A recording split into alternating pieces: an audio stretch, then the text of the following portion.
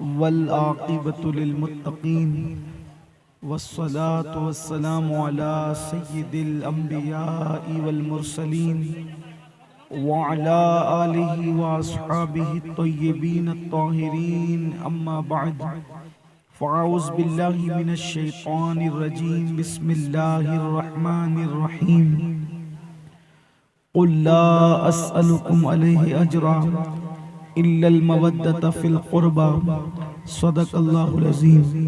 गौसे आज़म बमने बेसरो सामा मददे क़िबले दी मददे काबे ईमा मददे इंतज़ारे करमे तुस्त मने ऐनी राए खुदा जो खुदा बीनो खुदा दा मददे बगिरदा बे बला उफ्तादा कश्ती ज़ईफ़ानो शिकस्तारा तो पुश्ती बहक के ख्वाजे उस्मान हारून मदद कुन ताब कदम है तने सुल्तान ज़मन फूल सरताब कदम है तने सुल्तान ज़मन फूल लब फूल दहन फूल ज़क़न फूल बदन फूल वल्लाह जो मिल जाए मेरे गुल का पसीना मांगे न कभी इत्र न फिर चाहे दुल्हन फूल दंदानो लबो जुल्फ रुखे शाह के फिदाई दंदानो लबो जुल्फ रुखे शाह के फिदाई है दुर्र अदन लाले यमन मुश्क खुतन फूल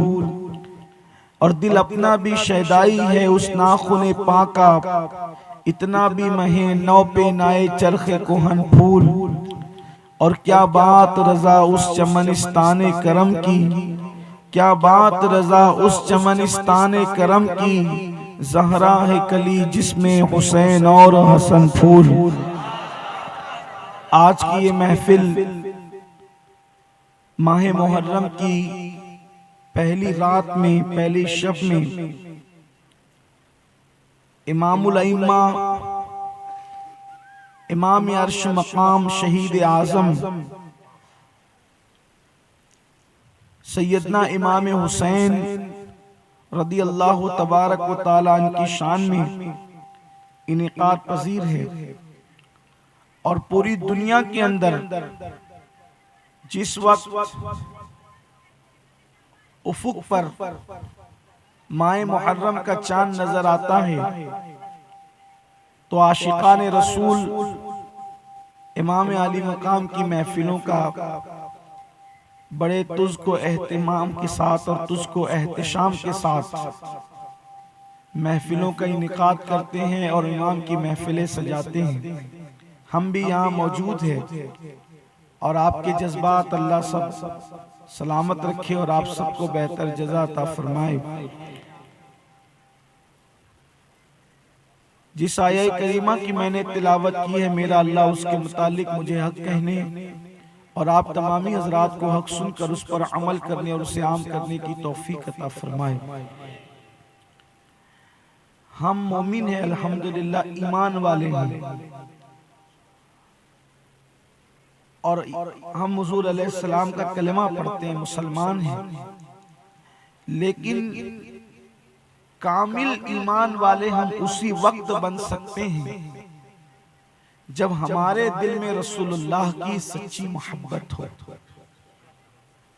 हुजूर की मोहब्बत के बगैर, हुजूर के इश्क के बगैर ईमान किसी को मिल नहीं सकता। नमाजी बनना आसान है लेकिन मोमिन बनना आसान नहीं। रोजेदार बनना आसान है मगर मोमिन बनना आसान नहीं। क्यों? क्योंकि हर मोमिन नमाजी और रोजेदार होता है लेकिन हर रोजेदार और नमाजी मोमिन नहीं होता। कलेमा पढ़ने वाला बनना आसान है लेकिन मोमिन बनना आसान नहीं, क्योंकि हर मोमिन कलेमा पढ़ता है लेकिन हर कलेमा पढ़ने वाला मोमिन नहीं होता। बल्कि ये भी आपको बताऊं, हाजी बनना आसान है, मोमिन बनना आसान नहीं, क्योंकि हर हाजी मोमिन होता है लेकिन हर हज करने वाला मोमिन नहीं हो सकता। हर मोमिन हाजी हो सकता है लेकिन हर हज करने वाला मोमिन नहीं हो सकता।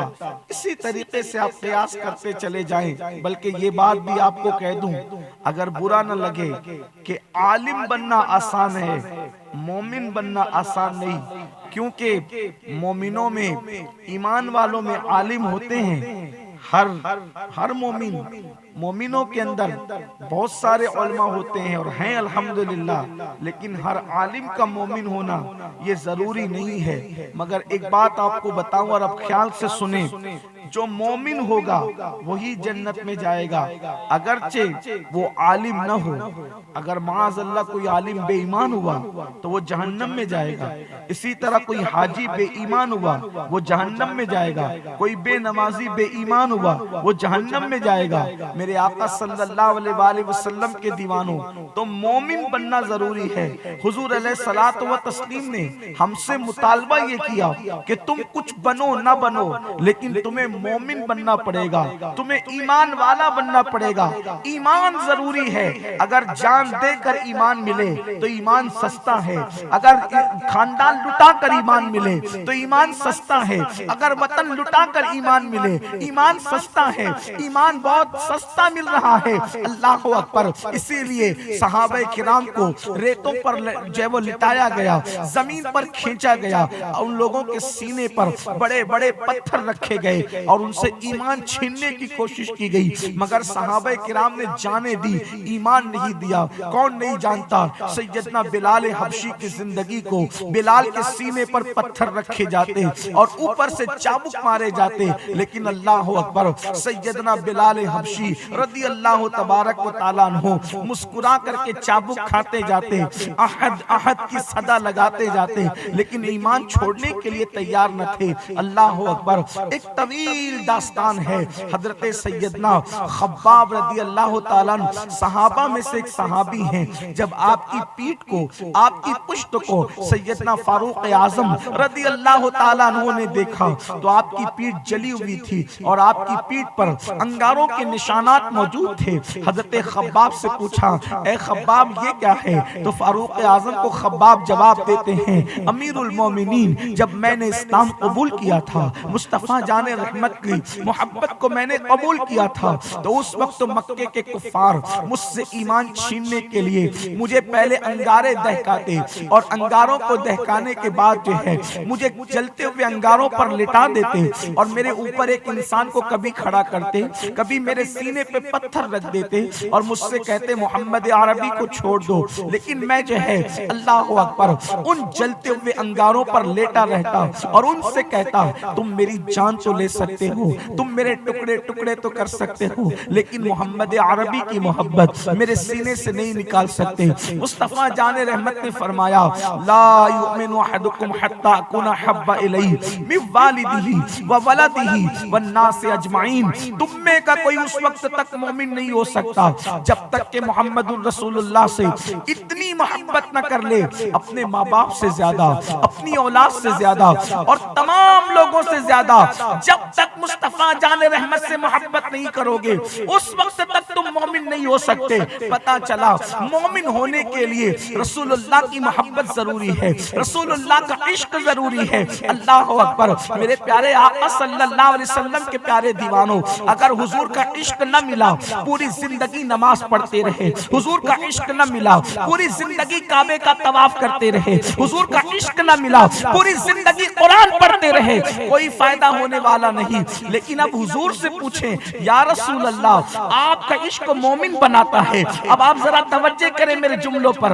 आपका इश्क मोमिन बनाता है, आपका इश्क जन्नत में ले जाता है, आपका इश्क काबे की छत पे चढ़ाता है, आपका इश्क अल्लाह का महबूब बनाता है, आपका इश्क अल्लाह का मुकर्रब बनाता है, आपका इश्क वहां ले जाता है जहां कोई चीज नहीं ले जाती। लेकिन या रसूल अल्लाह, आपका इश्क मुझे मिलेगा कहां से? क्या कोई बाजार में जाऊंगा वहां जाकर के मुझे इश्क रसूल मिलेगा? क्या मैं किसी खानका में जाऊंगा, खानकाओं में इश्क रसूल मिलेगा? क्या मैं किसी मदरसे में जाऊंगा वहां मदरसे में इश्क रसूल मिलेगा? या मैं किसी मकतब में जाऊंगा वहां मकतब में इश्क रसूल मिलेगा? हुजूर, मैं आपका आशिक बनना चाहता हूँ।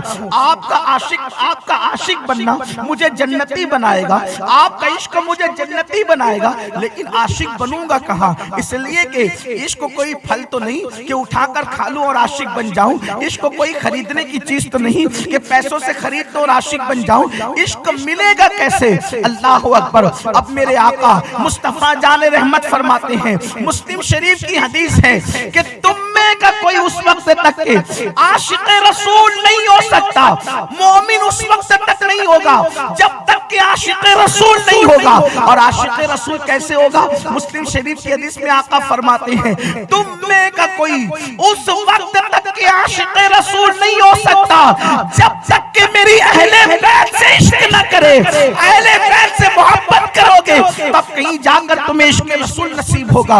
अब पता चला अगर किसी के सीने का इश्क रसूल मालूम करना है, किसी के सीने की मोहब्बत रसूल मालूम करना है, तो उसको ये देखो कि वो अहले बैत से कितनी मोहब्बत करता है। अहले बैत से जितना इश्क करेगा उतना ही उसके सीने में मोहब्बत रसूल मौजूद होगी। जिसका हाल ये हो कि अहले बैत का नाम आने पर उसका मुंह उतर जाता हो, कितना भी बड़ा आशिक रसूल कहलाने वाला हो, वो कभी आशिक रसूल नहीं हो सकता। अहले बैत की मोहब्बत पर मौकूफ है मोहब्बत रसूल। हजरत सैयदना सिद्दीक अकबर कहते थे, अबू बकर सिद्दीक कहते थे, सिद्दीक अकबर का मसलक क्या है?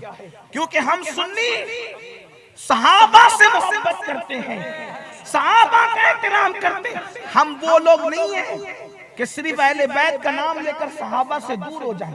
हमें तो सहाबा और अहले बैत दोनों से प्यार, क्योंकि दोनों रसूलुल्लाह के हैं, दोनों हुजूर के हैं। तो सिद्दीक अकबर फरमाते हैं, जितनी ताज़ीम, तवज्जो करें, जितनी ताज़ीम मैं रसूलुल्लाह की करता हूं उतनी ताज़ीम मैं हुजूर की अहले बैत की करता हूं।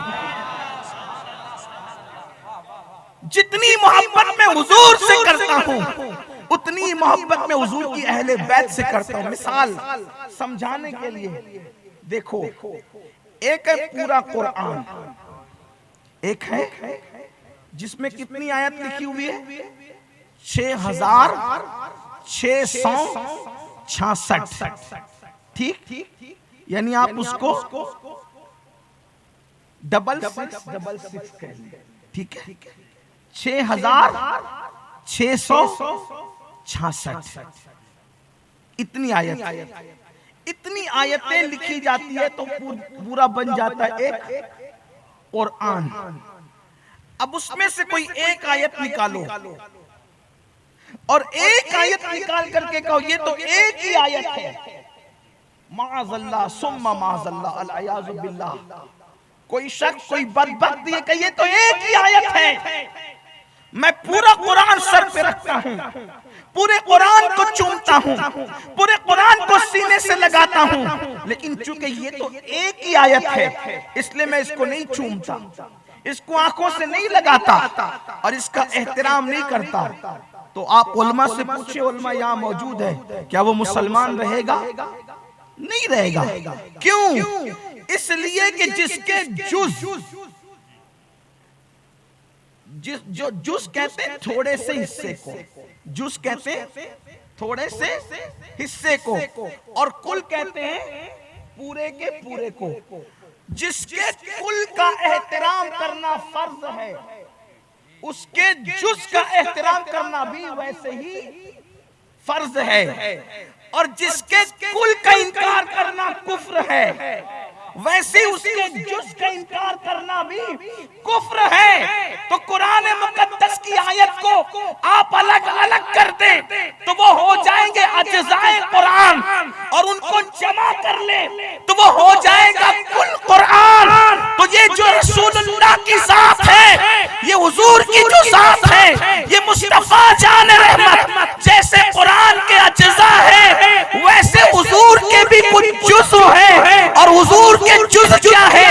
अहले बैत मुस्तफा, ये हुजूर का जुज़्व है, इसलिए कि हुजूर अलैहिस्सलाम का खून ये अहले बैत की रगों में दौड़ रहा है। हमने हुजूर को नहीं देखा,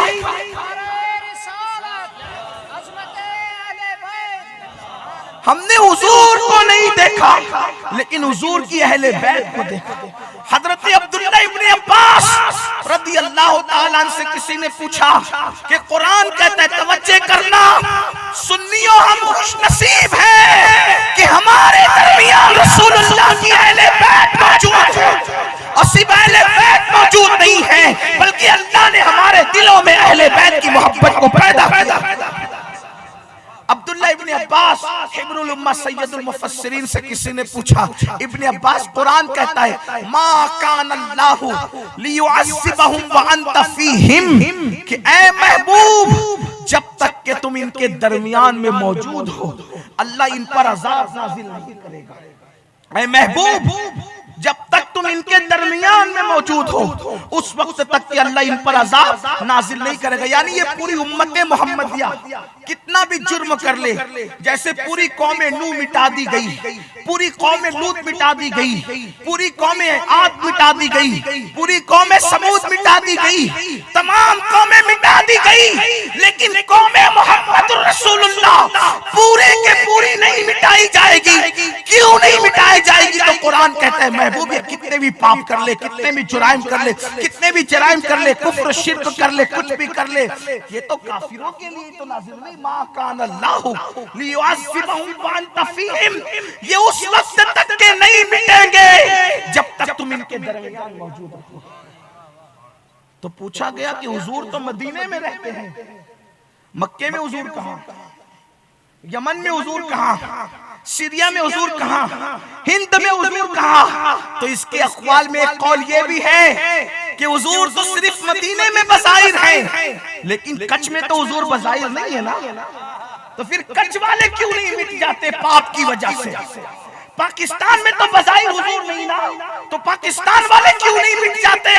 अल्लाहु अकबर। सीरिया में तो बज़ाहिर हुजूर ना, तो सीरिया वाले क्यों नहीं मिट जाते? यमन वाले क्यों नहीं मिट जाते?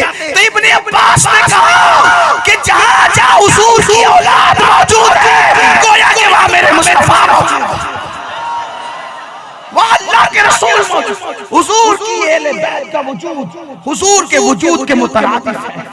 हुजूर वहां मौजूद है। अब न कहना कि कच्छ के जलसे में हुजूर कहां थे, इतने सैयद आ गए मुस्तफा जान रहमत।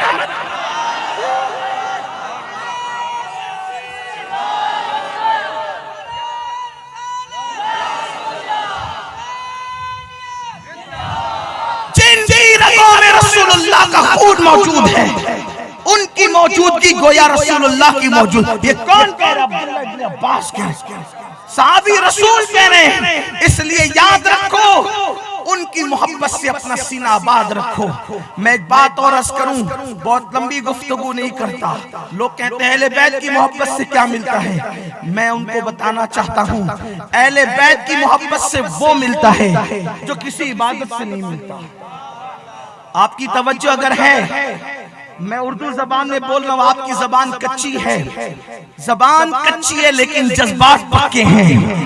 हाँ, लेकिन आपकी तवज्जो मेरी तरफ होगी तो बात किसी इबादत पर तवज्जो करना, किसी इबादत पर वो नहीं मिलेगा जो अहले बैत की मोहब्बत पर। अहले बैत की मोहब्बत में क्या मिलता है? सुनो, नमाज पढ़ोगे तो जन्नत मिलेगी, ठीक है, दिल बड़ा करके कह रहा हूं, हालांकि ऐसा नहीं है। इसलिए कि कुरान कहता है फवैलुल लिल मुसल्लीन अल्लज़ीना हुम अन सलातिहिम साहून, उन नमाजियों के लिए वैल है जो अपनी नमाजों को भूले बैठे, नमाज में सुस्ती करते हैं, गफलत करते हैं। नमाज पढ़ोगे तो जन्नत मिलेगी, रोजा रखोगे तो जन्नत मिलेगी, रखोगे तो जो रमजान शरीफ में भी गुटखा खाते फिरते हैं उनका अंजाम क्या होगा ये तो कोई बता ही नहीं सकता। जो लोग अज़ान के वक्त में गेम खेल रहे होते हैं, जो लोग अज़ान के वक्त में फिल्में देख रहे होते हैं, सीरियल देख रहे होते हैं, उनका अंजाम क्या है ये तो अल्लाह ही जाने, हम नहीं बता सकते। लेकिन जो पढ़ते हैं नमाज, उनकी भी गारंटी नहीं कि उन्हें जन्नत, जो नहीं पढ़ते उनको तो कोई ठिकाना ही नहीं है, वो तो बहुत बुरा अज़ाब है उनके लिए, तो तबाही है, बर्बादी है दुनिया में भी और आखिरत में। अल्लाह मेरी कौम को नमाजी बना दे। लेकिन पढ़कर भी कोई गारंटी नहीं है। लेकिन अगर किसी की कबूल कर ले, हो गई कबूल, तो मिलना क्या है? क्या मिलना है? मिल के बोलो, क्या मिलना है? जन्नत। और जन्नत के 8 दरवाजे, जन्नत के 8 दरवाजे, उसके तबके भी 8 है। हर तबके से दूसरा तबका बहुत आला है। अब आला से आला जन्नत मिलेगी, जिसके अमाल जितने अच्छे होंगे उसको उतनी आला जन्नत मिलेगी, ठीक। लेकिन एक जन्नत ऐसी है, जन्नतों में एक जन्नत ऐसी है कि वो जन्नत में सिर्फ हुजूर रहेंगे। वो जन्नत में कौन रहेगा? बोलो कौन रहेगा? हुजूर रहेंगे। और उस जन्नत में अमल की वजह से कोई नहीं जाएगा। न कोई नमाजी जा पाएगा उस जन्नत में, न कोई हाजी जा पाएगा उस जन्नत में, न कोई वली जा पाएगा उस जन्नत में, न कोई कुतुब जा पाएगा उस जन्नत में, न कोई अब्दाल जा पाएगा उस जन्नत में। किस जन्नत में? जिसमें हुजूर रहेंगे। और क्यों नहीं जा पाएगा? क्योंकि हुजूर के अमल की तरह किसी का अमल, जब हुजूर के अमल जैसा अमल नहीं कर सकते, तो हुजूर की जन्नत में भी अमल की वजह से, जो हुजूर की जन्नत है, जिस जन्नत में, तवज्जो आपकी, मैं आपके सर के ऊपर से तो नहीं जा रही है, अगर समझ में आ रही तो बात तो आपको कुछ कहना चाहिए। हाँ, आपको समझ में आ रही बात? हाँ, आप आए बहुत शौक से, लेकिन बात भी आपके समझ में आना चाहिए। तो चूंकि हुजूर के अमल जैसा किसी का अमल, तो अमल की वजह से कोई उस जन्नत में, मिसाल के तौर पे जिस जन्नत में शोहदा होंगे, जिस जन्नत में शोहदा होंगे, उस जन्नत में सालिहीन नहीं होंगे। क्यों? क्योंकि उनका अमल है शहादत, उनका अमल है। और गैर शहीद शहीदों की जन्नत अमल की वजह से नहीं पा सकता, क्योंकि उसका अमल वो नहीं है, ठीक है। हम इसी तरीके से जिस जन्नत में सिद्दीकीन होंगे, उस जन्नत में शहीद नहीं जा सकता। अगर वो सिद्दीक नहीं था तो सिर्फ शहीद था, क्योंकि बाद शहीद सिर्फ जो सिद्दीक नहीं हो सकते, बाद शहीद सिद्दीक होते हैं। बाद सिद्दीक, भाई मेरे जैसा आदमी भी कोई अल्लाह की राह में मार दिया जाए, शहीद तो हो गया, लेकिन सिद्दीक के दर्जे पर नहीं पहुंच सका। तो चूंकि सिद्दीक नहीं था, इस वजह से सिद्दीकों की जन्नत में अमल की वजह से, तवज्जो आपको कुछ कहना चाहिए। हाँ, सुभान अल्लाह, कम से कम कि मैं आप जाग रहे हैं। मुझे कोई आपकी दाद नहीं चाहिए कि बात समझ में आ रही, इसलिए जिसको समझे वही कहेगा, ठीक। इसी तरह सहाबा की जन्नत में औलिया नहीं जा सकते अमल की वजह से, क्योंकि सहाबा का अमल क्या है? सहाबा का अमल है कि उन्होंने रसूलुल्लाह को देखा है। सहाबी नबियों की जन्नत में नहीं जा सकते, क्योंकि वो नबी अमल की वजह से, कोई सहाबी अमल की वजह से कोई सहाबी नबी की जन्नत में, बोलो, और नबी सैयदुल अंबिया की जन्नत में अमल की वजह से नहीं जा सकते। क्यों? क्योंकि सैयदुल अंबिया की तरह किसी का अमल हो सकता है? समझने के लिए, का समझाने के लिए, मेरे आका ने फरमाया, अबू बकर की एक रात की नेकी, अबू बकर की एक रात की नेकी उमर की सारी जिंदगी की नेकियों के बराबर है। तो पता चला किसी की एक नेकी किसी की सारी जिंदगी की नेकी के बराबर हो जाती है। तो अमल में फर्क है कि नहीं? तो अमल की बुनियाद पर कोई भी अमल की बुनियाद पे, अमल से मुराद नमाज, रोजा, हज, ज़कात, दावत और तबलीग, तिलावत कुरान सीखना सिखाना, ये सब अमाल है, ठीक।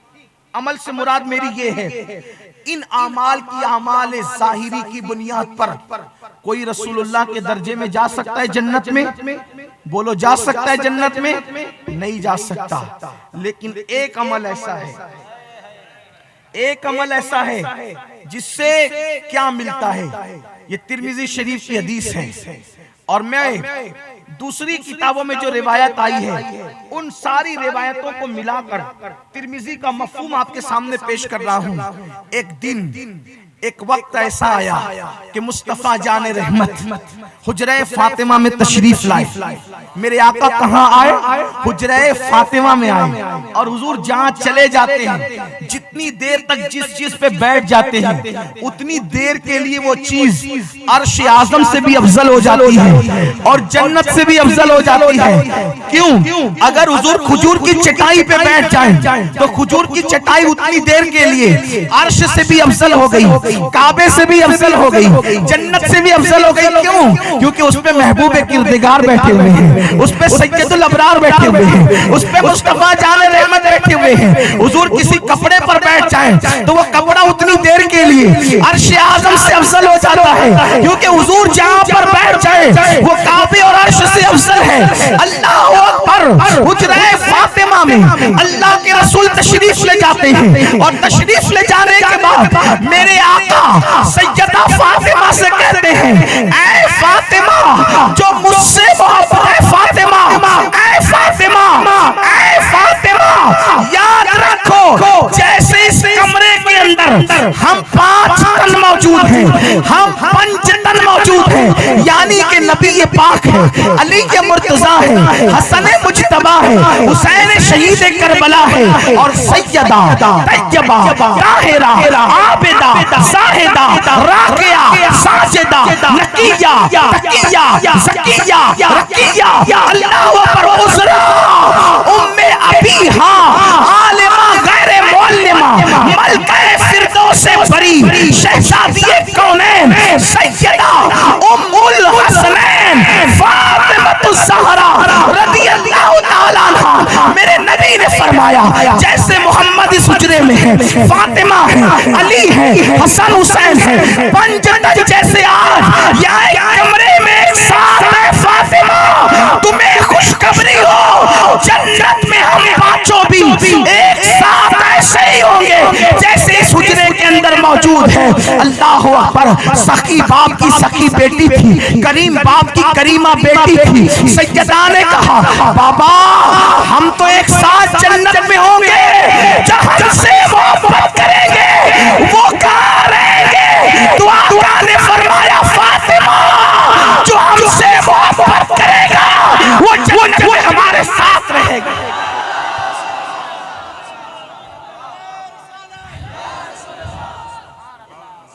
है किसी अमल पर ये सवाब है? कितनी भी मेहनत कर लो, जन्नत मिलेगी मगर वो नहीं मिलेगी जो हुजूर की जन्नत है। ये हुजूर की जन्नत जिसको मिलेगी जो हुजूर से और उनकी, और कौन वही दर्जा, कौन सा वही दर्जा। देखो आपसे कहते हैं, जिस कमरे में पीर साहब रहते हैं उस दर्जे में मुरीद साहब रह सकते हैं? बोलो, खिलाफ अदब है। लेकिन अगर पीर अपने कर्म से कहे मेरे कदमों में सो जा, कौन रोक सकता है? एक और आसान बात आपको समझाऊं। कुछ लोग मुझसे कहते, मैंने कहा, मैंने तो नहीं कहा, हदीस में आया और हुजूर ने कहा कि जो मुझसे और मेरी अहले बैत से मोहब्बत करेगा वो जन्नत में हमारे साथ रहेगा। कितनी बड़ी बात है। जो हुसैन पाक की, हुसैन बादशाह की सबील लगाते हैं, पागल है वो लोग। जो या हुसैन करते वो पागल है। जो हुसैन पाक की मोहब्बत में जिंदगी गुजारते वो नादान है, नहीं होशियार है वो लोग। उन्होंने बड़ा सौदा किया है। क्यों? क्योंकि हुसैन पाक की मोहब्बत, उनके बाबा की मोहब्बत, उनके भाई की मोहब्बत, उनकी अम्मे की मोहब्बत, उनकी नाना की मोहब्बत जन्नत में रसूलुल्लाह के साथ ले जाएगी। जिस कमरे में, जिस दर्जे में हुजूर रहेंगे, अहले बैत से मोहब्बत करने वाले रहेंगे। कुछ लोग कहते हैं ये बात हमारे समझ में नहीं आती, हुजूर के साथ कैसे रहेंगे? हम कहते हैं 2 बातों में समझे।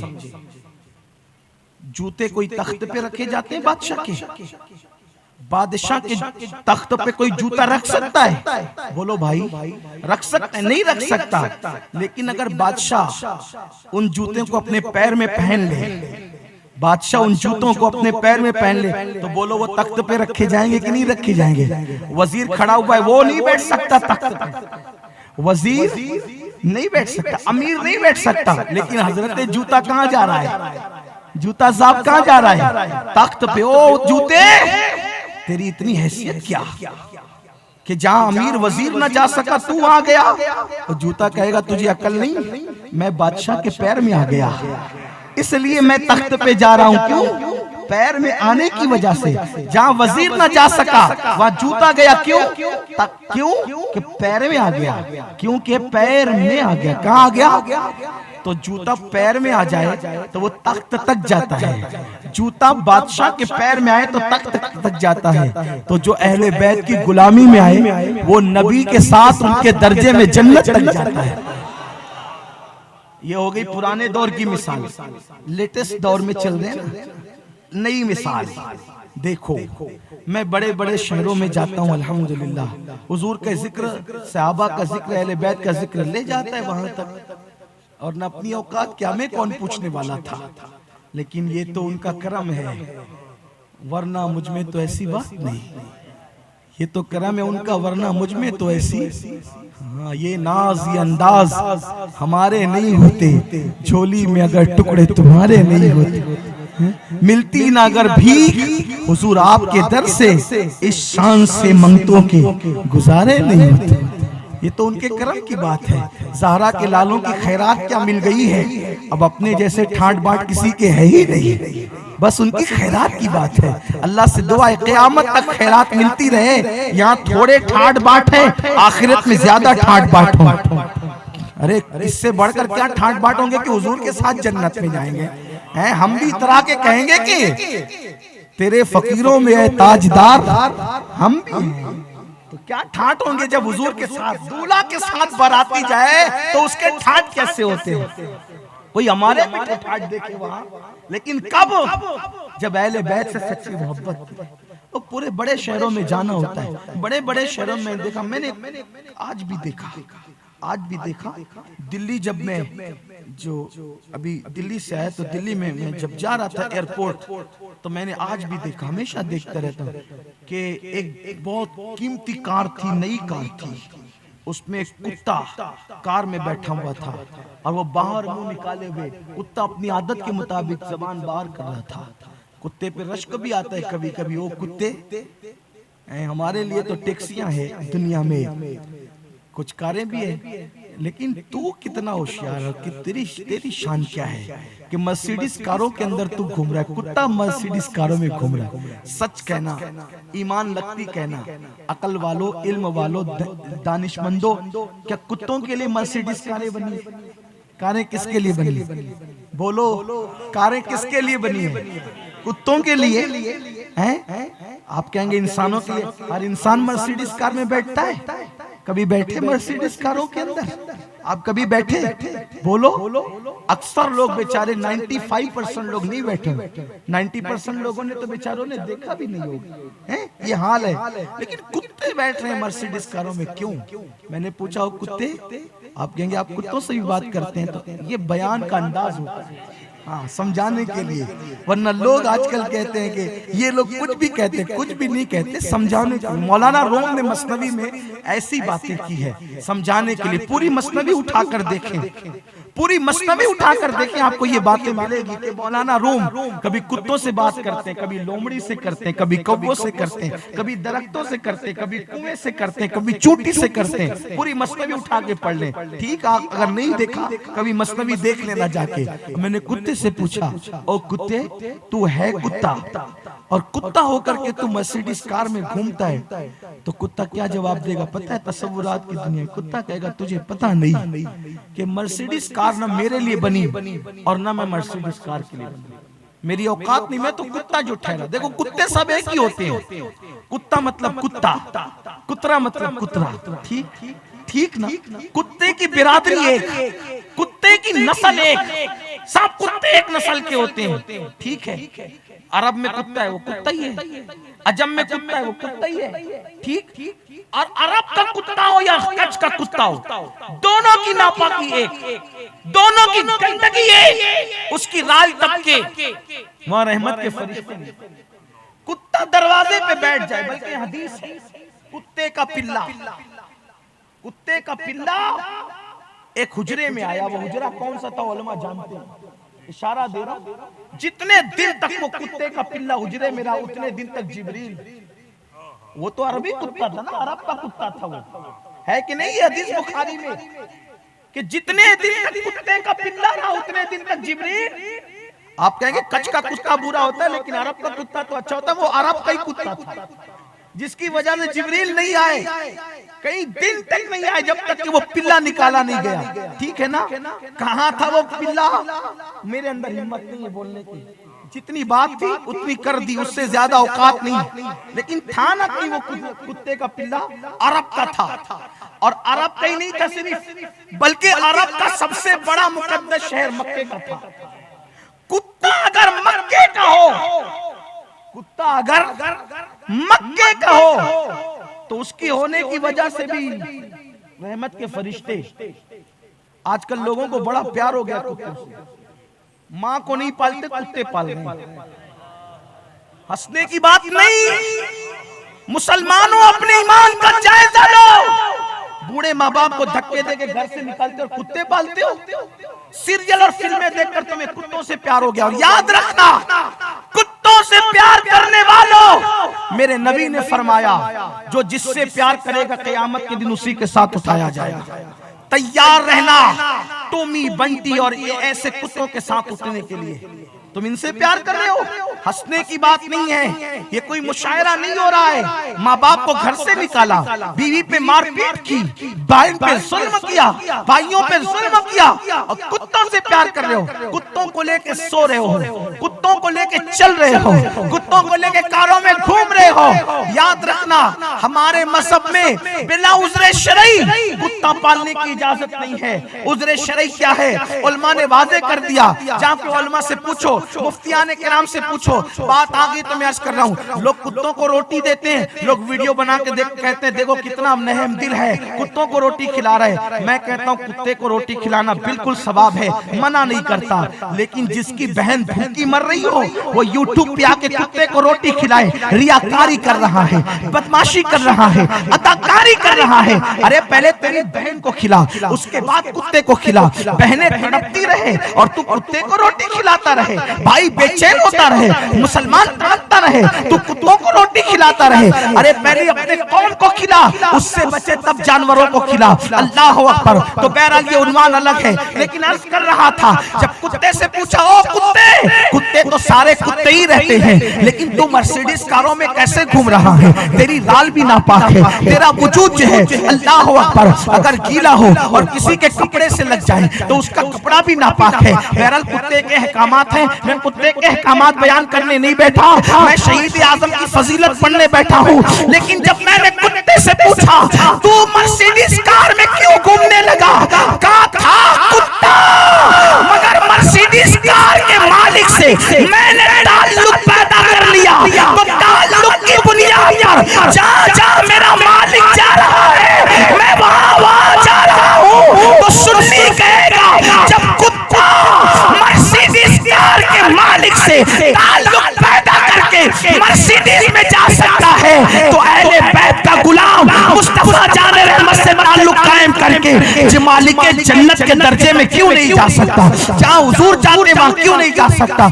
ये है अहले बैत की मोहब्बत का इनाम। मेरे आका फरमाते हैं, ए अल्लाह, जो मेरे हुसैन से मोहब्बत करे, हुजूर ने दुआ की,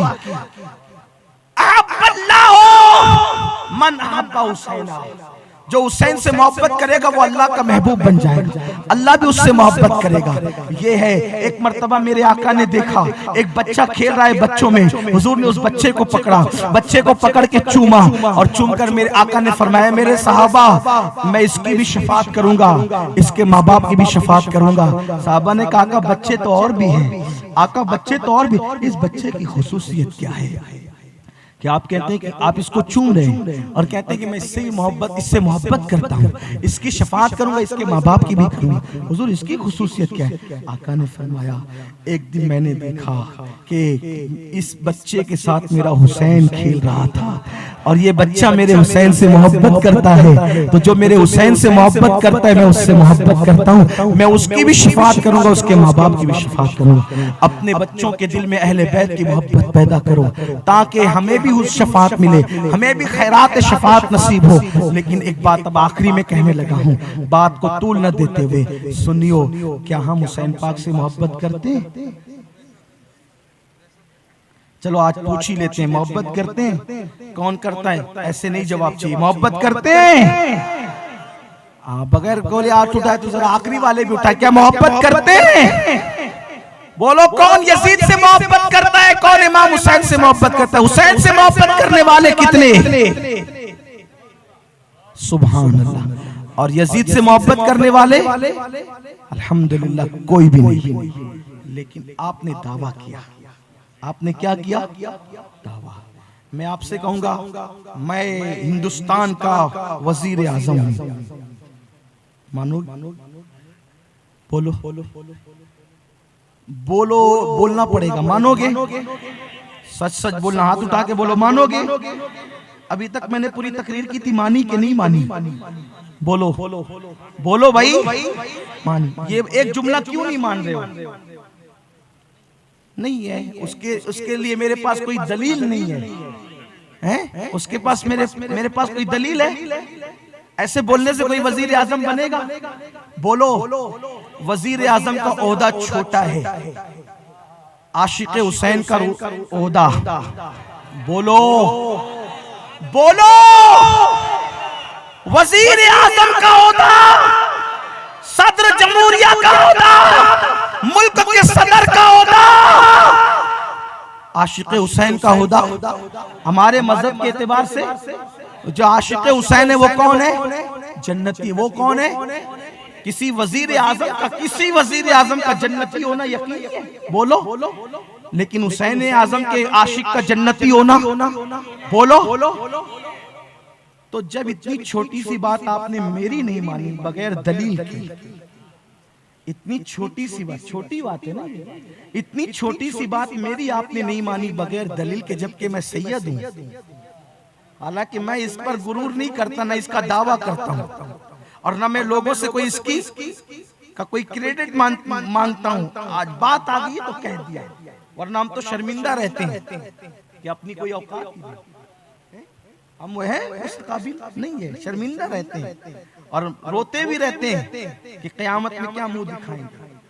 हाँ, बहुत बड़ा मनसब है, लेकिन चूंकि अब अल्लाह ने उस खानदान में पैदा किया तो हमारी मर्जी थोड़ी थी, अब पैदा हो गया उस खानदान में, लेकिन शर्मिंदा है कि हम उस खानदान के काबिल, उस खानदान जैसा हमारा अमल कहाँ। तो उस खानदान में लोग हजार हजार रकत नमाज़ें रात को पढ़ते थे, हम तो 2 भी नहीं पढ़ पाते नफिल, है ना? कहाँ उस खानदान में कभी तहज्जुद कज़ा नहीं होती थी, हम लोग कभी तहज्जुद नहीं पढ़ पाते। उस खानदान में एक रात में पूरा एक कुरान खत्म करने वाले लोग थे, हम तो एक पारा भी पढ़ने की औकात नहीं रखते। जो सच्ची बात है वो है। हाँ, और उठने के बाद आप चाहना तो मोहब्बत करना, चाहना तो नहीं करना। हम ये नहीं कहेंगे कि हम ये है वो है, कुछ नहीं है हम, बाकी आपकी मर्जी है, क्योंकि हम आपसे मोहब्बत चाहते ही नहीं है, हम नहीं चाहते आपसे, हम तो उसकी रजा चाहते हैं।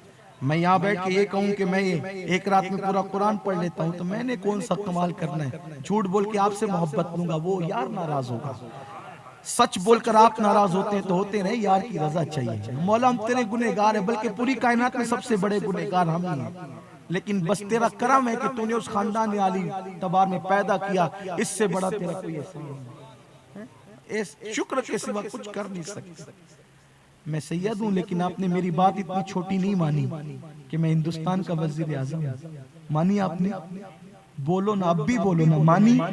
वजह मेरे पास कोई दलील, ऐसे कोई दावा करके वजीर आजम नहीं बनता दलील चाहिए। सारे हिंदुस्तान के बड़े बड़े MP मिलकर जिसको चुनेंगे, ये शर्त होगी, वो शर्त होगी, जब आदमी जाके वजीर बने। इतनी छोटी बात जब बगैर दलील के आपने मेरी नहीं मानी, तो अल्लाह ताला इतनी बड़ी बात आपकी कैसे मानेगा? अल्लाह कैसे मानेगा बगैर दलील के? हुसैन का आशिक होने के लिए कोई दलील तो चाहिए। दलील क्या है? हाथों में कड़े पहनना, ये दलील है? ये दलील है इश्क़ हुसैन की? हाथों में डोरे बांधना, ये दलील है इश्क़ हुसैन की? मुहर्रम में सीना पीटना, काले कपड़े पहनना, ये दलील है इश्क़ हुसैन की? ये तो चीटिंग बाज लोगों का काम है। चीटर लोग हैं जो 10 दिनों तक काले कपड़े पहनते हैं, इसीलिए हम डर के मारे उस 10 दिनों में छोड़ देते हैं कि चीटर ना समझा जाए हमें। साल भर काले पहनेंगे, 10 दिन नहीं पहनेंगे, क्योंकि वो पहनते हैं। कौन लोग? साहबा के गुस्ताख, हम नहीं पहनते, छोड़ देते हैं। जाओ 10 दिन तुम्हारे लिए, बाकी हमारे। ठीक, क्या दलील है इश्क़ हुसैन की? बस इसी में बात खत्म करना चाहता हूं। इश्क हुसैन की दलील क्या है? सर्टिफिकेट कैसे मिलेगा इमाम हुसैन का आशिक बनने के लिए? तो एक ही बात है, जो काम यजीद करता था वो काम आपको छोड़ना पड़ेगा। जब तक के यजीद वाले काम नहीं छोड़ोगे उस वक्त तक के आप आशिक हुसैन नहीं बन सकते। आप अपना दिल बहला लो, जैसे मैं दिल बहला लूं मैं वजीर आजम, मैं वजीर आजम नहीं बनना। लोग हंसेंगे मुझ पे, ये बेवकूफ हो गया, पागल हो गया, इसका दिमाग चल गया, ये जबरदस्ती इतना बड़ा दावा कर रहा है। जब मेरा दावा लोग नहीं मानेंगे तो अल्लाह कैसे इतना बड़ा दावा मान लेगा?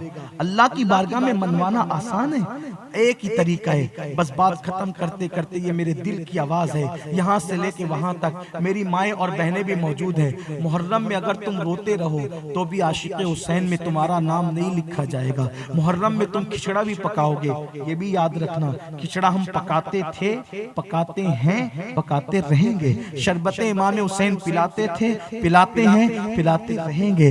लेकिन आशिक हुसैन बनने के लिए दलील कोई चाहिए, और उसकी पहली दलील ये है, यजीद वाले काम जब तक नहीं छोड़ोगे आशिकाने हुसैन में आपका मेरा नाम नहीं लिखा जाएगा। क्योंकि यजीद तो बहुत छोटा मोटा आदमी नहीं था, आप नहीं समझे यजीद को। यजीद बहुत बड़े खानदान से ताल्लुक रखता था, यजीद का खानदान बड़ा था। मैं उसकी कोई खानदान की फजीलत नहीं पढ़ने लगा हूं, लेकिन आपको समझा रहा हूं, बड़े खानदान का फर्द था वो। और चूंकि एक यजीद ही बुरा था इसलिए हम उसके पूरे खानदान को बुरा नहीं कहते। पता है उसका खानदान कौन था? बनु उमैया का खानदान। और ये बनु उमैया का कोई खानदान मामूली खानदान नहीं है। इसी खानदान में हजरत उस्मान गनी पैदा। आप बुरा नहीं माने मेरी बात का, मैं सुनी हूं, मैं सच बात पढ़ूंगा।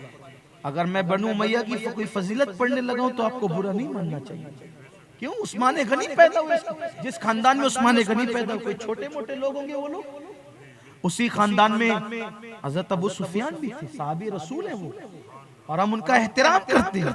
किसी को बुरा लगता है, बुरा लगे गाली देना, गाली दे, कोई बात नहीं है। हमें साहबा के एहतराम में अगर कोई गाली देता तो हम सुनने के लिए तैयार हैं।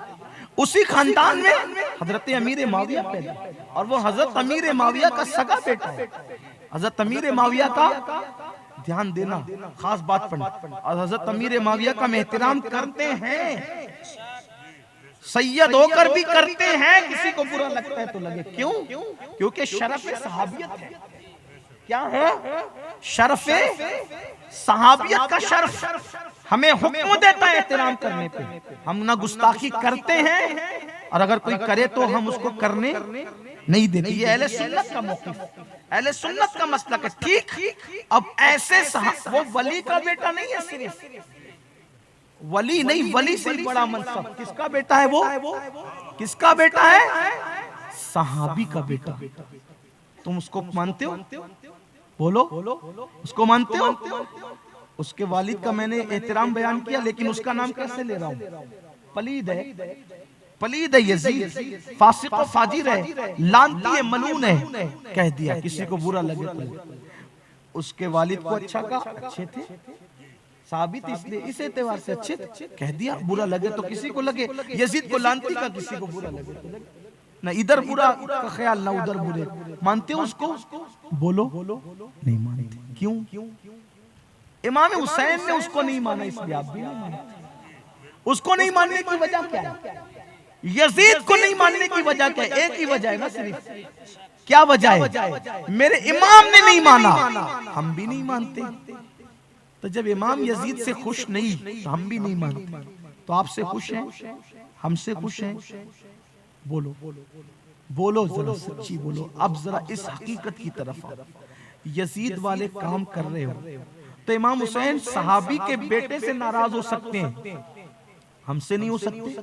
हमारा बाप कोई सहाबी, हमारा बाप कोई वली, कोई कुतुब है, कोई अब्दाल है, हमसे नाराज नहीं हो सकते। क्यों नाराज थे यजीद से? अब दो तीन बातें सुने, बात मुकम्मल हो। कल भी आपसे गुफ्तगू करना है, लेकिन अब आप सुनो यजीद से क्यों नाराज थे। नंबर एक, यजीद शराब पीता था। अगर सहाबी का बेटा शराब पिए तो इमाम उसके हाथ में हाथ नहीं देते।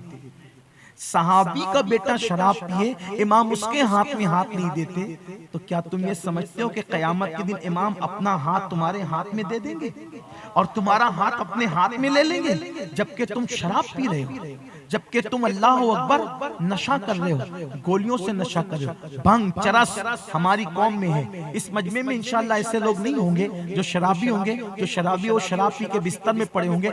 आप शराबी नहीं है, लेकिन अल्लाह करे आपके जरिए से कुछ लोगों तक बात पहुंचे। मुसलमानों बताओ, क्या आज हमारे समाज में शराब नहीं पी जा रही है? क्या आज हमारे घरों की फ्रिज में शराब नहीं रखा हुआ है? अल्लाह अकबर। जब सहाबी का बेटा शराब पिए तो इमाम हुसैन उससे नाराज होते हैं, उसको गोया के अपने से दूर करते हैं, उसके हाथ में अपना हाथ नहीं देते। आप बताओ, हम अल्लाह अकबर अगर नशा करेंगे तो इमाम हुसैन अपना मुबारक हाथ हमारे हाथ में कैसे देंगे? दूसरी बात, यजीद नमाजों को तर्क करता था, यजीद नमाज छोड़ता था।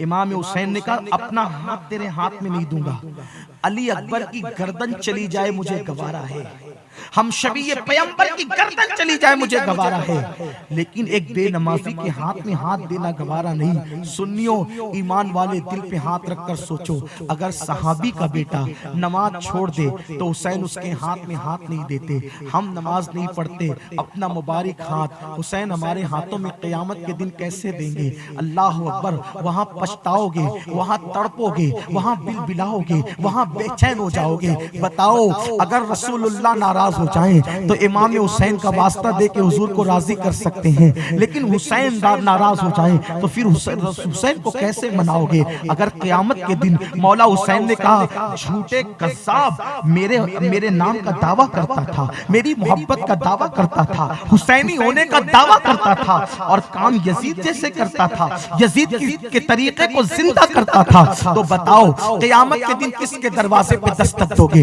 क़यामत के दिन किसकी दुहाई दोगे? मुसलमानों, आज होश के नाखून ले लो। याद रखना, जो हुसैनी नहीं है, अल्लाह अकबर, वो लोग नमाजों की तरफ दौड़ दौड़ कर जा रहे हैं और तुम हुसैनी होकर के मस्जिदों को वीरान कर चुके हो, मस्जिदों के अंदर सन्नाटा है। मेरे मौला हुसैन ने, अल्लाह अकबर, जब पूरा घर लुट गया, पूरा कुंबा लुट गया, सारा घराना शहीद हो गया, उसके बावजूद जब तीरों के जख्म जो है वजूद पर 72 जख्म खाए, आखिरी वक्त में पूरा जिस्म लहू लहान था, पूरे जिस्म से खून रस रहा था। हुसैन को उस वक्त न जान की परवाह थी, हुसैन को उस वक्त न खानदान की परवाह थी, हुसैन को न उस वक्त अपने आप की परवाह थी, हुसैन को उस वक्त न किसी के घर की परवाह थी। उस वक्त हुसैन पाक को अगर फिक्र थी तो नमाज की फिक्र थी। जिस वक्त मेरे इमाम घुटनों के बल जमीन पे आए और आपको तलवार का वार किया जाने लगा, आपने कहा यजीदी रुक जाओ, पहले हुसैन को अपना सर सजदे में रख लेने दो, उसके बाद जाने आखिरी के हवाले करूंगा। वो हुसैन तो आखिरी वक्त तक सजदा करे,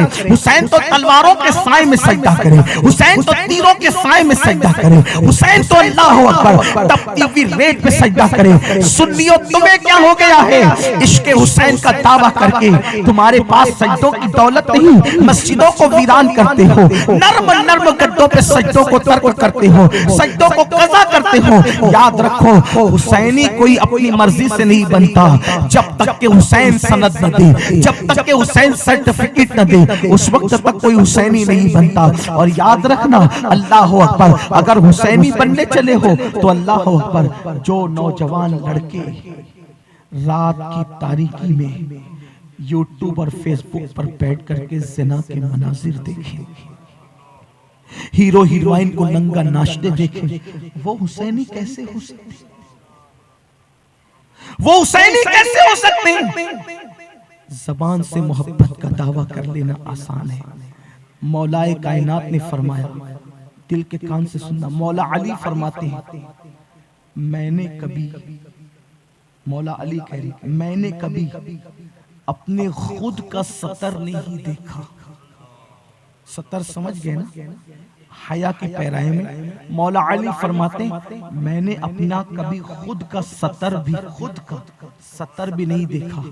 लोगों ने कहा हुजूर, सतर देखना तो जरूरत है इंसान, बगैर सतर देखे आदमी के बहुत सारे मसाइल नहीं हो सकते, लेकिन वो अली थी,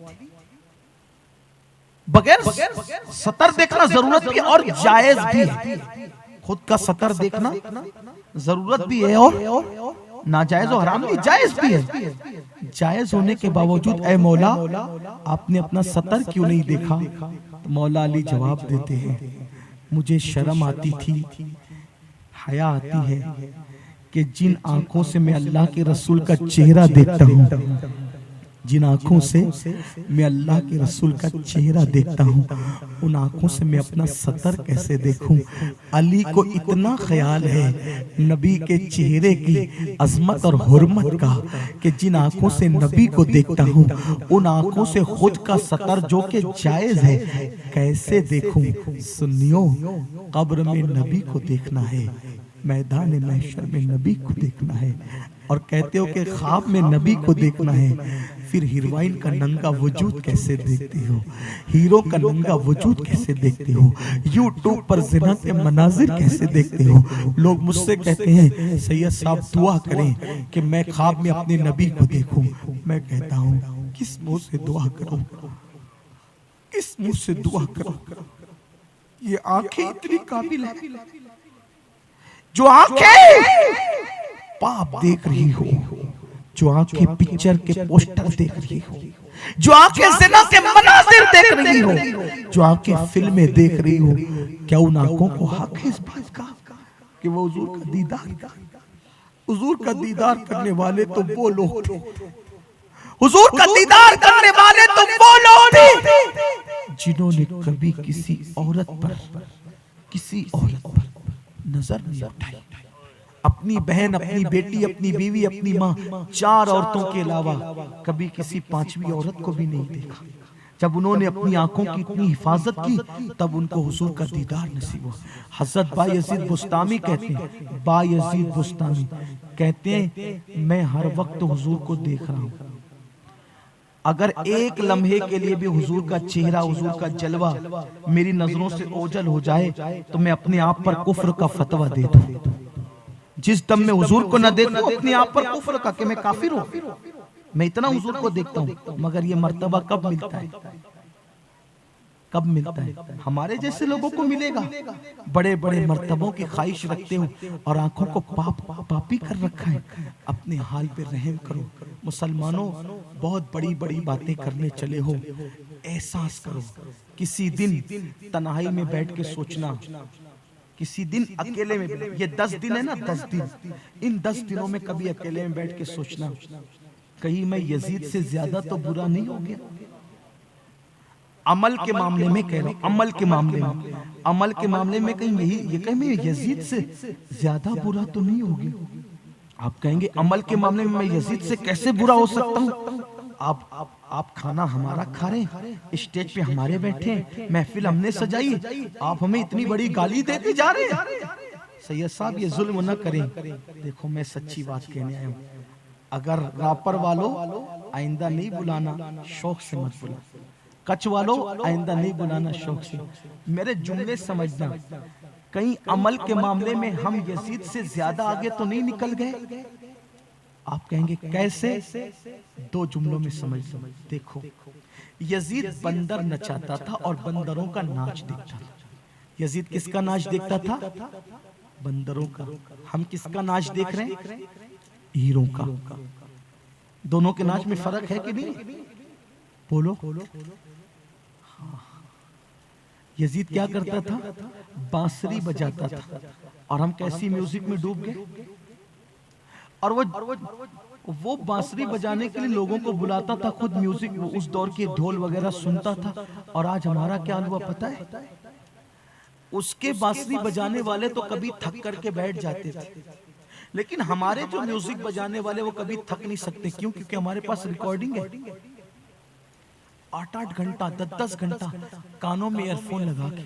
और हद तो ये है मुसलमानों, कानों में ईयरफोन लगाए, गाने सुन रहे हैं, और गाने सुनते सुनते हमारी आंख लग जाती है। यजीद बंदरों का नाच देखता था, हम हीरो हीरोइन को नंगा नाचते देख रहे हैं। यजीद ज़िना करता था, यजीद ज़िना देखता नहीं था। लेकिन उस कौम को हुसैनी में किस मुंह से कहूं? जो कौम यूट्यूब पर बैठकर, फेसबुक पे बैठकर जिना के मनाजिर देखती है, रात के 12 बजे देखना शुरू करते हैं तो सुबह की अजान हो जाती है। लेकिन जब सुबह की अजान होती है तो कानों में अजान की आवाज आती है, जिना के मनाजिर आंखों के सामने होते हैं, लेकिन अजान सुनकर भी वो मंजर मेरे जवान बंद नहीं करते। उस वक्त इमाम हुसैन के दिल पे क्या गुजरती होगी, कब्र हुसैन में उस हुसैन पाक के दिल पर कैसे नश्तर चलते होंगे। कौन से हुसैनी हो? अरे यजीद ने तो हुसैन पाक के दिल पे, हुसैन पाक के जिस्म पे तीर चलाया था। यजीद ने हुसैन के जिस्म पे तीर चलाया था, हम हुसैन पाक के दिल पे तीर चला रहे हैं। हुसैन आजम के दिल पे तीर चला रहे हो। नहीं तौबा करोगे, नहीं बदलोगे, नहीं तब्दील होगे, हुसैनी बनो, हुसैनी। जबान से मोहब्बत के दावेदार न बनो। अगर हुसैन पाक मौला हुसैन से मोहब्बत है तो आज अहद कर लो, आज अहद कर लो मौला हुसैन। आपके ये 10 दिन है, 10 दिन आपसे मैं बहुत दूर हो गया था। मैंने यजीद का किरदार इख्तियार कर लिया था, मैंने यजीद का किरदार इख्तियार कर लिया था। मेरे मौला सकी बादशाह, आज मैं आपकी बारगाह में माफी मांगता हूँ, सच्चे दिल से तौबा करता हूँ अपने अल्लाह की बारगाह में। मौला आप राजी हो जाएं, आज के बाद जितने काम यजीद ने किया है वो सारे काम छोड़ दूंगा। यजीद नशा करता था, मैं कभी नशा नहीं करूंगा। यजीद बेनमाजी था, मैं कभी नमाज नहीं छोड़ूंगा। यजीद जिना की तरफ जाता था, मैं कभी जिना की तरफ नहीं जाऊंगा। यजीद हक तलफी करता था, मैं कभी हक तलफी नहीं करूंगा। यजीद जो है जुल्म करता था, मैं कभी जुल्म नहीं करूंगा। बोलो क्या अपने मौला से ये वादा करते हो, अपने हुसैन बादशाह से वादा करते हो? अरे मुसलमानों, अगर हुसैन पाक के सच्चे आशिक बन गए, मुसलमान तो मुसलमान है, अरे मुसलमान तो मुसलमान है। मेरा हुसैन तो काफिरों की भी लाज रखता है, मेरा हुसैन बादशाह तो काफिरों की भी लाज रखता है। आखिरी बात बस कर दूं, जो हुसैन से प्यार करे, जो हुसैन से मोहब्बत करे, हुसैन उसको कितना नवाजते हैं जानते हैं? कितना नवाजते हैं, अल्लाह अकबर, कितना नवाजते हैं। एक मर्तबा जब लूटा हुआ काफिला, एक मर्तबा जब लूटा हुआ काफिला कूफा की तरफ जाने लगा, और कूफा से जब लूटा हुआ काफिला दिमश्क की तरफ जाने लगा। कहाँ? दिमश्क की तरफ जाने लगा।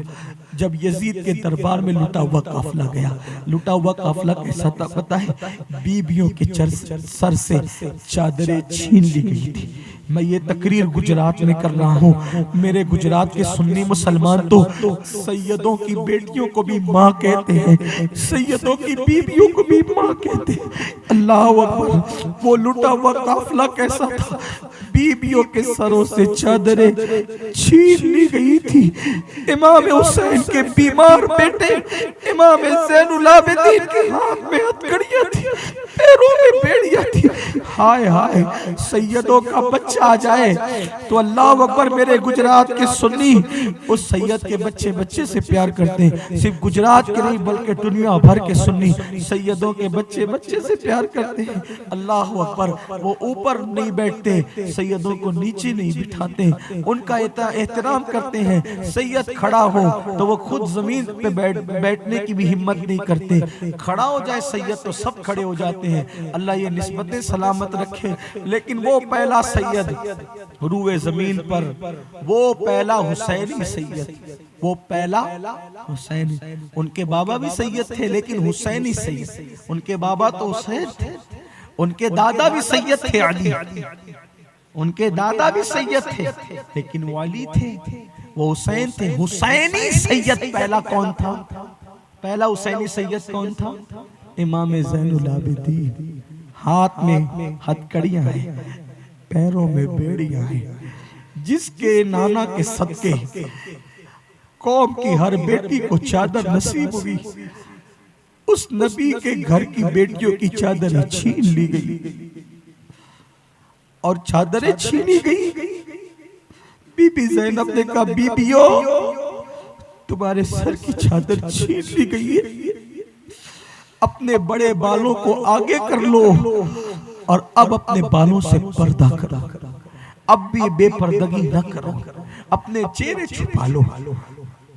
इमाम ज़ैनुल आबिदीन की गर्दन में पत्थर का टोक डाला गया, बीमार है, चल नहीं सकते, गले में तोक है, हाथ में हथकड़ियां है, पैरों में बेड़ियां है, और बीबियों के ऊंटों की रस्सियां इमाम ज़ैनुल आबिदीन के हाथ में दी गई। ज़ैनुल आबिदीन पाक रस्सी पकड़ते हैं, कई दिन के बीमार है, खड़ा नहीं रह जाता तो बैठ जाते। ज़ैनुल आबिदीन के जिस्म पे कोड़े बरसाए, बिलाखिर आपको भी सवारी पे बिठा दिया गया और ये लुटा हुआ काफिला चला कहाँ? दिमश्क यजीद के दरबार में।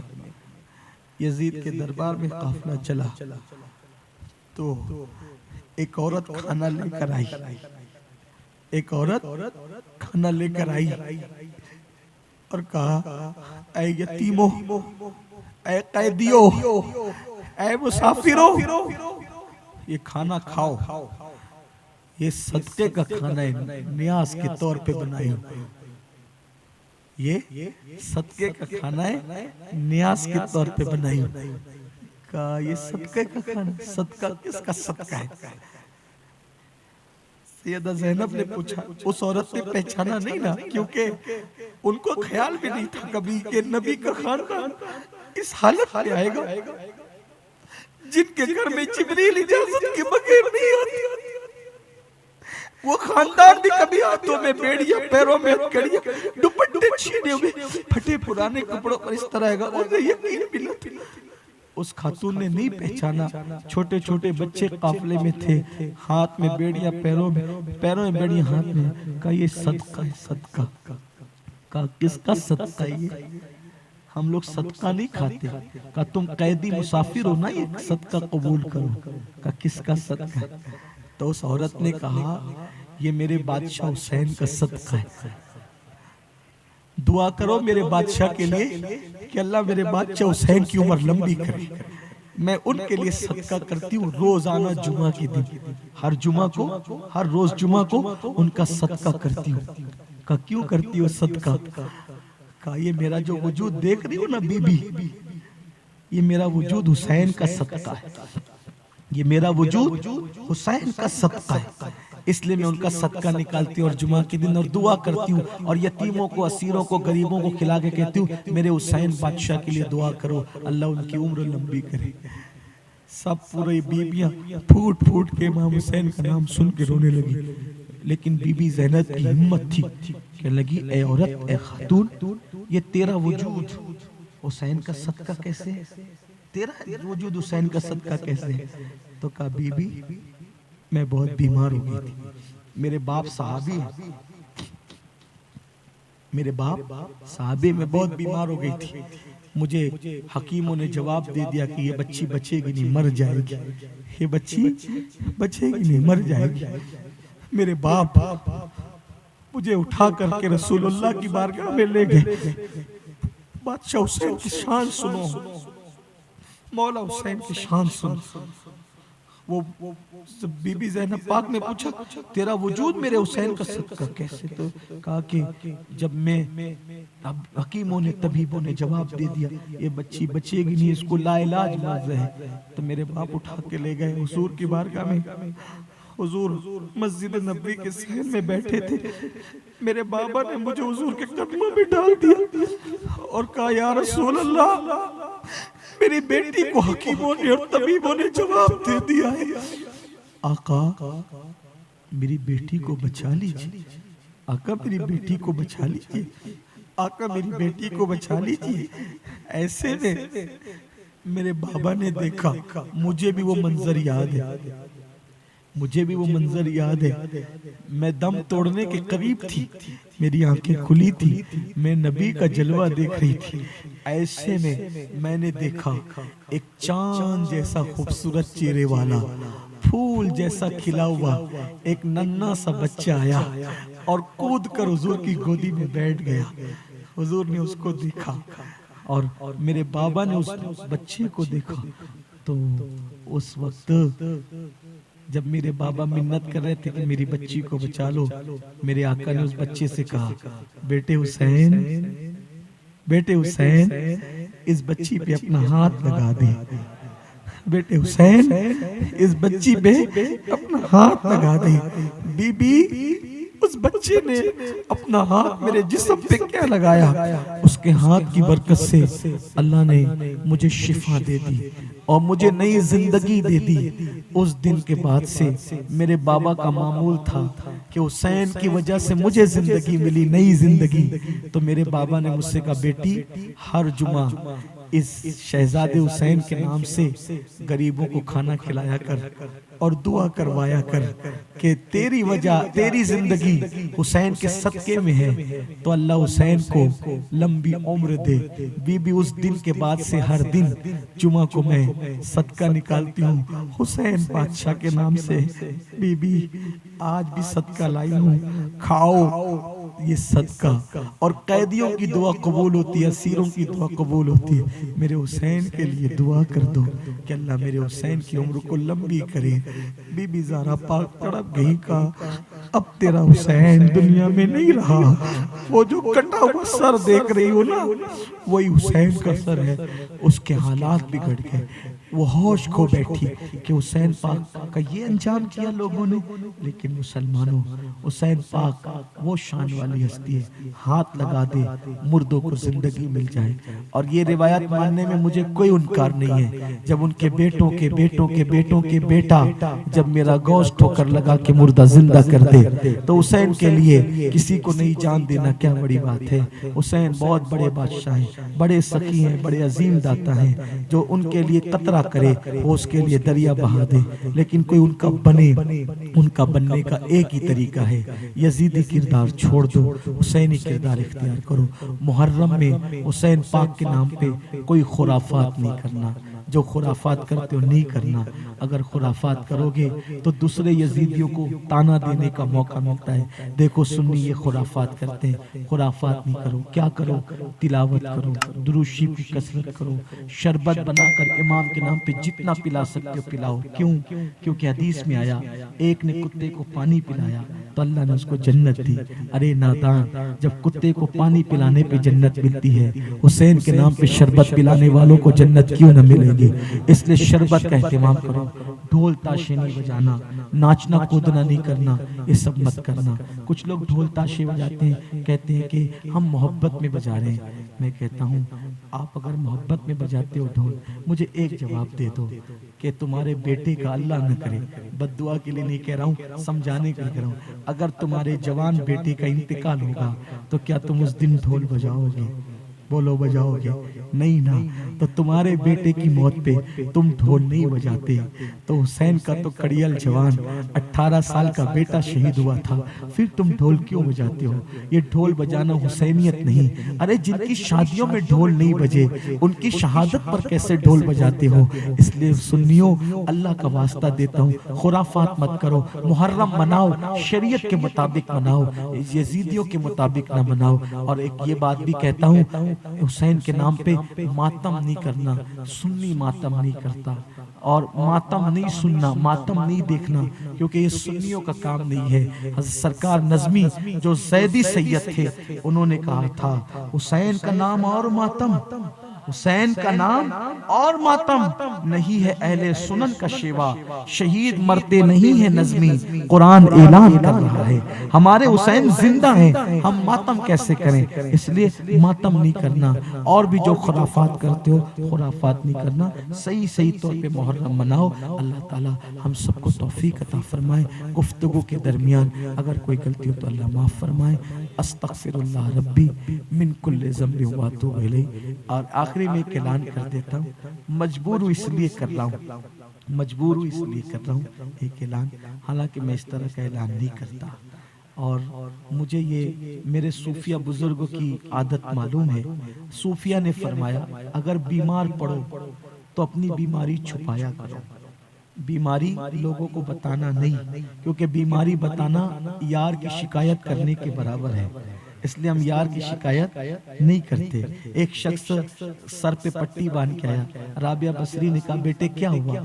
कहा कि माई सर दर्द कर रहा है। कहा नादान, अल्लाह ने शिफा दी थी तो उसकी तशहीर नहीं की, और अल्लाह ने बीमारी दी तो पट्टी बांध के तो उसकी तशहीर करता है, उसका ऐलान करता है। यार की शिकायत किससे करें? नहीं कर सकते, कभी नहीं कहता मैं, लेकिन मजबूर हूं। कहा गया है बीमारी दो ही लोगों को बताओ, तीसरा किसी को नहीं बताना। बीमारी या तो तबीब को बताओ इलाज कराने के लिए, या तो हबीब को बताओ दुआ लेने के लिए, है ना, या तबीब को या हबीब को। तो आप मेरे हबीब हो इसलिए बता रहा हूँ। इत्तेफाक ऐसा हुआ कि कल एक हादसा मेरे साथ हो गया, तो मेरे हाथ पे जख्म है, घुटनों पे भी जख्म है, सीने पे भी जख्म है, पिंडलियों पे भी जख्म है। तो मैं इस काबिल नहीं हूं कि आपसे मुसाफा करूं, और जो आता है वो मेरा हाथ पकड़ता है, और जब हाथ पकड़ता है तो मुझे दर्द होता है। मैं अपना अभी भी तकरीर में मैं एहतियात करते करते फिर भूल गया, फिर ये हाथ उठाने लगा तो तकलीफ थोड़ी सी बड़ी है। तो आपसे मेरी गुजारिश है कि आज आप मुझे छोड़ दें, मुझसे मुसाफा न करें, क्योंकि मेरे हाथ पे जख्म है, सूजन है। तो इस वजह से आप बुरा नहीं माने, आप मुझे छोड़ देंगे आसानी से। लेकिन एक बात फिर कहता हूँ, अल्लाह के लिए कह रहा हूँ, अल्लाह मेरे दिल का हाल जानता है, अगर आप मुसाफा न करने से मुझसे नाराज होके जाएंगे तो फिर मेरा दर्द अहम नहीं है, आपके दिल का जज्बा मेरे लिए अहम है। मेरे हाथ का कुछ भी हो मैं आपसे मुसाफा करूंगा, और अगर आप मुझे मोहब्बत से राजी होके छोड़ देंगे तो मैं चला जाऊंगा। तो मुसाफा करना है या नहीं करना है आप मुझे पहले बताएं। कोई मेरी तरफ तो नहीं आएगा? इंशाल्लाह कल का प्रोग्राम आप करें।